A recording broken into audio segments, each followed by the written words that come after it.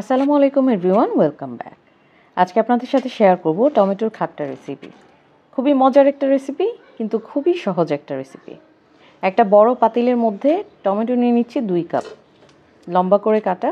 আলু নিচ্ছি আধা কাপ মলা মাছ, ছোট সাইজের যে কোনো মাছ নিতে পারবেন। হাফ চা চামচ হলুদ গুঁড়া, হাফ চা চামচ মরিচ গুঁড়া আর লবণ দিয়ে নিচ্ছি।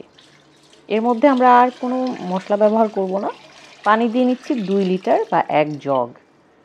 একদম পাতিলটা ভরে পানি দিয়ে একটু নেড়েচেড়ে দিব। এরপর ঢাকনা দিয়ে রান্না করতে থাকবো মিডিয়াম লো হিটে। আস্তে আস্তে বলক চলে আসবে। বলকটা চলে আসলে ঢাকনা খুলে দিয়ে নেড়ে দিব সব কিছুকে। নাড়াচাড়া হয়ে গেলে রান্না করতে থাকবো।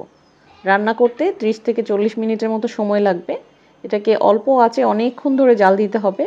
এরপরে আলুটা যখন সিদ্ধ হয়ে এরকম হয়ে যাবে আর পানিটাও মোটামুটি অনেকটা কমে আসবে, তখন আলু এবং টমেটো সব একটু এভাবে থেতলে দিব। এরপর পেঁয়াজ আর রসুন কোয়া নিয়ে নিয়েছি কয়েকটা। এখন এগুলোকে একটু থেতলে নিয়েছি, আধা বাটা করে নিয়েছি। আর এই আধা বাটা পেঁয়াজ রসুনটা একদম ফ্রেশটাই দিতে হবে। কাঁচামরিচ দিয়ে নিচ্ছি কয়েকটা। এখন একটু নেড়েচেড়ে ঢাকনা দিয়ে 15 মিনিট রান্না করব। 15 মিনিট পরে যখন রসুন আর পেঁয়াজটা হয়ে যাবে, তখনই তরকারিটা হয়ে যাবে।